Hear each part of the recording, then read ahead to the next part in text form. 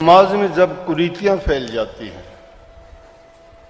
जब आडंबर बढ़ जाते हैं, जब पाखंडवाद बढ़ जाता है, लोगों के दिलों में भ्रम बन जाते हैं, प्रभु भक्ति को छोड़ के लोग काल और माया के रचित जो प्रपंच है उनमें फंस जाते हैं, तो संत उनसे निकाल के उन जीवों के हित और कल्याण के लिए प्रकट होते हैं।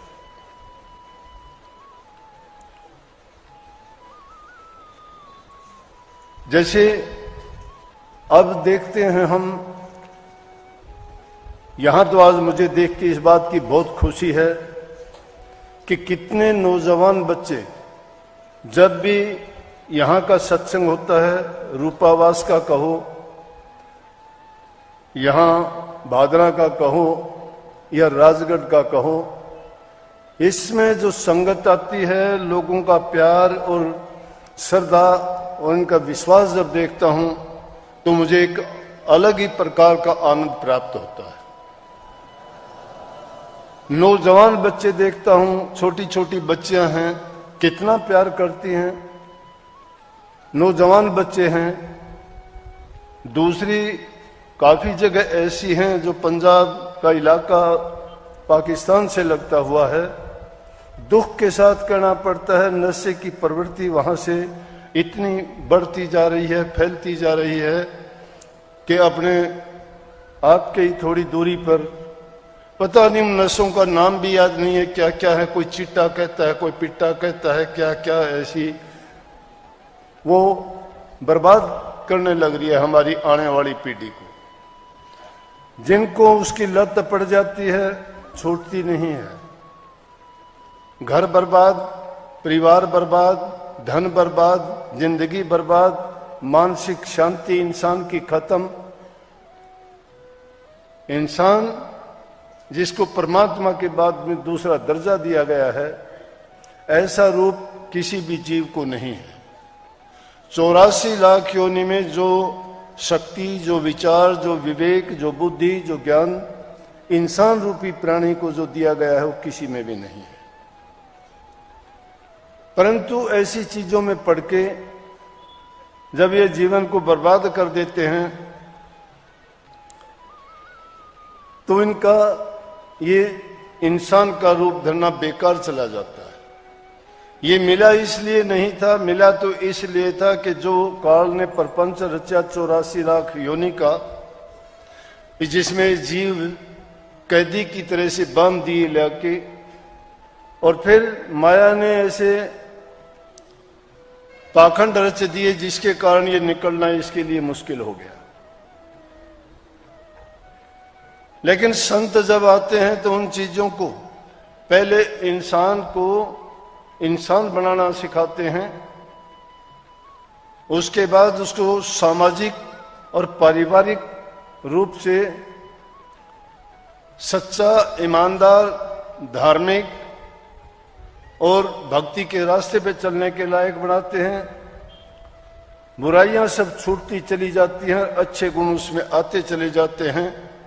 तो जिन चीजों का गुणगान करते हो कि खोटे कर्म करने वालों को नरक में जाना पड़ता है, नेक काम और भक्ति करने वाले कहो या दान पुण्य करने वाले कहो या परहित, पर उपकार, दूसरे जीवों पर जो दया करते हैं उनका कहो कि वो स्वर्ग और बैकुंठ को प्राप्त करते हैं। लेकिन वो चीज तो बाहर कहीं नहीं है, ये स्वर्ग और नरक तो आप यहीं देख लोगे।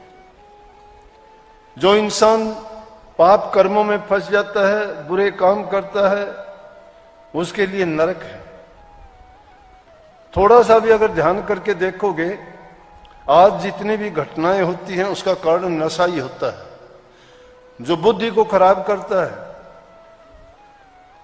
सड़क पे चलते हुए सुनते हैं, देखते हैं कि एक्सीडेंट हो गया बाइक सवार का, पोस्टमार्टम करवाया गया, देखा गया तो डॉक्टर ने लिख दिया कि नशा किए हुए था। क्यों? नशा कर लेते हैं, होश नहीं रहता।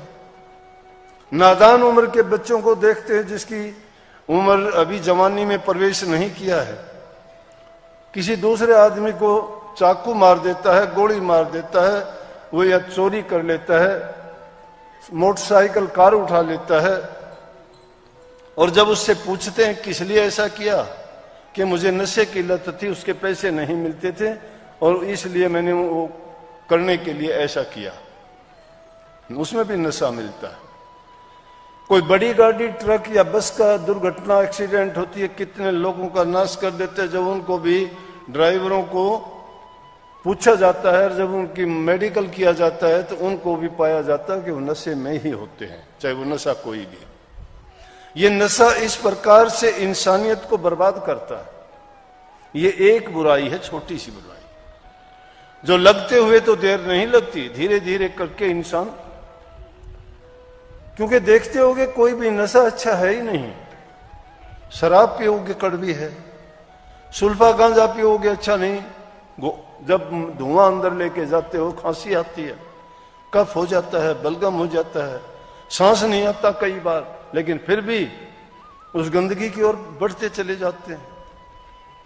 उसकी दूसरी ओर अगर देखोगे, कितनी अच्छी अच्छी चीजें प्रकृति ने दी हैं, उनका सेवन नहीं करते, जिसके कारण इंसान स्वस्थ, सुंदर, निरोग, बुद्धिमान और दयावान, हर प्रकार से जिनको ग्रहण करके उसके विचार ख्यालात भी ऊंचे, सच्चे और अच्छे बनते हैं, उन चीजों का सेवन ना करके उन बुराई की ओर बढ़ता चला जाता है। तो स्वर्ग नरक देखने की जरूरत नहीं है। ऐसा आदमी जो बुराइयों में पड़ा हुआ है, उनकी शक्ल देखने से ही पता लग जाएगा। गंदी नालियों में पड़े रहते हैं, कपड़े उनके मैले होते हैं, नहाना धोना उनका नहीं होता है, खाना पीना उनका नहीं होता है, गंदी जगह बैठना, गंदी जगह उठना, गंदी चीजों का सेवन करना, गंदी जबान बोलना, गंदे विचार रखना, चोर वो, झूठे वो, कपटी वो, अरे सभी तो दुर्गुण इस बीमारी के कारण आते हैं। सबसे बड़ा और सबसे बड़ा पुण्य का काम क्या है कि अपने साथी, घर, परिवार में अगर ऐसे किसी इंसान को, किसी बच्चे को देखते हो, तो आप और सारी प्रभु की भक्ति बेशक ना करो, लेकिन उसको उस बुराई से जो निकाल देगा, मैं दावा करता हूं, गारंटी करता हूं, परमात्मा उसको उसकी बुराई छुटाने से ही बहुत कुछ परमात्मा दान कर देगा। उसको इतनी शांति, सुख देगा उसके बदले में कि वो निहाल हो जाएगा, मालो माल हो जाएगा। ये सबसे बड़ा पुण्य का कार्य है आज के युग में। नाम की ओर तो बहुत देर से चलना पड़ता है, क्योंकि इंसान उसके लिए पहले अपने आप को तैयार करता है। हम बिना बात की इच्छाएं पाल लेते हैं। इच्छा बहुत बुरी चीज है। कहने के लिए कह देते हैं काम बुरा है, क्रोध बुरा है, लोभ बुरा है, मोह बुरा है। मैं कहता हूं, रे इच्छा बहुत बुरी है। अगर इच्छा तुमने कोई भी मन में बना ली है, वो तुम्हारी इच्छा पूरी नहीं होती है, क्रोध आएगा।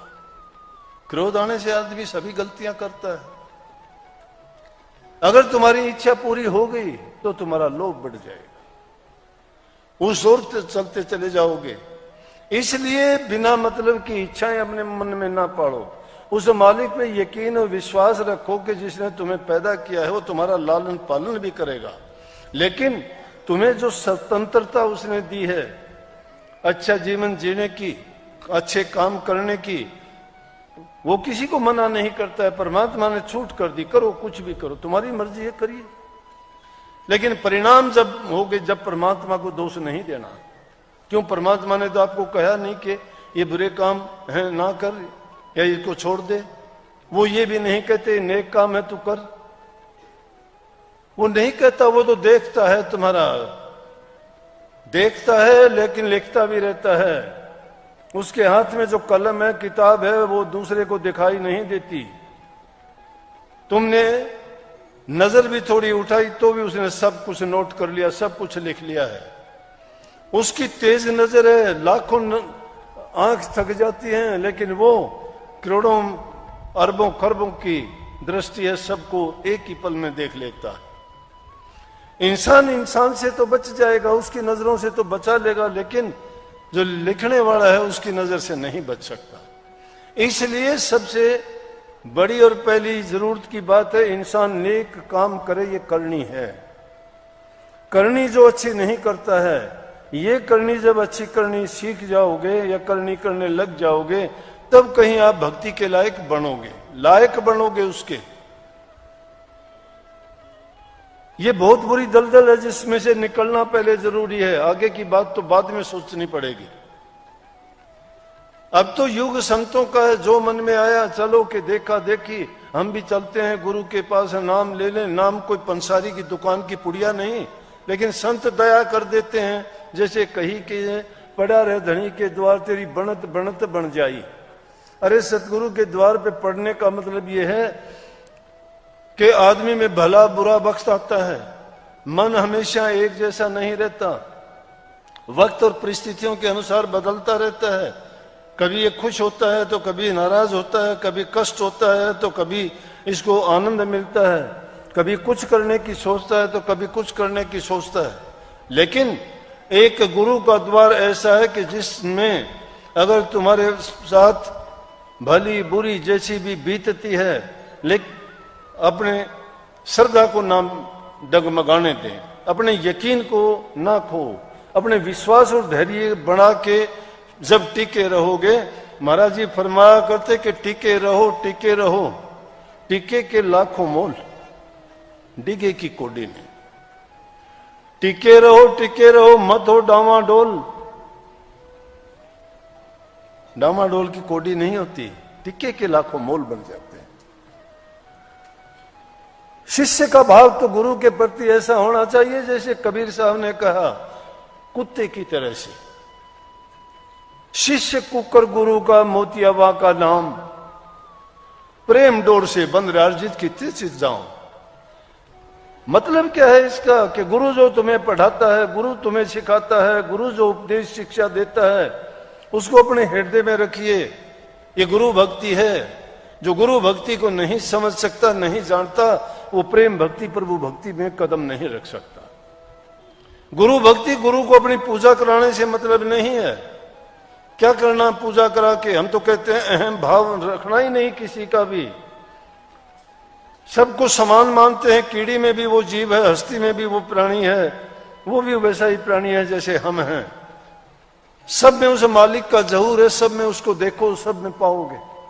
लेकिन दया भाव दिल में होना चाहिए, प्रेम होना चाहिए, यकीन और श्रद्धा होनी चाहिए। तो वो जो कबीर साहब ने बड़ी ऊंची बात कही कि शिष्य का अगर शिक्षा लेनी हो तो कुकर से लेनी, कुत्ते से लेनी चाहिए। अगर कोई इंसान कुत्ता पाल लेता है तो वो उसके पीछे पीछे रहता है, जहां उसको ले जाता है उसका धनी उसके पीछे पीछे चला जाता है, उसको अगर वापिस आता है तो वापिस आता है। इसलिए कही कि शिष्य उस कुकर गुरु का मोतियावा का नाम, कुत्ते को मोती रख लेते हैं ना कई बार नाम, जिस तरह नौकर का रामू रख लेते हैं, छोटे बच्चे का पप्पू रख लेते हैं कि नाम, कि जिसका पूछो कौन पप्पू है, पप्पू किसका भाई, सब पप्पू कहते हैं। आजकल तो और भी मैंने नाम सुना, बाबू भी कहने लगे बच्चे को, बाबू। बच्चा बाबू कब से होने लग गया? बाबू तो भाई पिता को तो कहते थे, लेकिन बाबू कहते हैं। तो कुत्ते को मोती कहते, कबीर साहब के टाइम में कहते। कबीर साहब ने कही कि शिष्य कुत्ता कुकर गुरु का, और मोतियावा का नाम, प्रेम डोर से बंद अर्जित खिते थे जाओ। तो दूर दूर करे तो बाहर है, और तू करे तो आओ, कि धमका दे तो बाहर भाज जा, और तू करे तो भाज के फिर आ जा पूरे इलाके में। शिष्य के लिए बोला है कि शिष्य में ऐसा भाव होना चाहिए गुरु के प्रति कि गुरु जब तुम्हें प्यार से कहता है आओ तो आओ, गुरु जब तुम्हें समझो कोई कटु वचन कहता है तो भाग जाओ, दूर भाग जाओ, लेकिन मन में किसी प्रकार का मलाल ना लाओ, क्योंकि गुरु जानता है कि शिष्य के खोटे कर्मों को, पाप कर्मों को किस प्रकार से हटाया जा सकता है। समझ गए?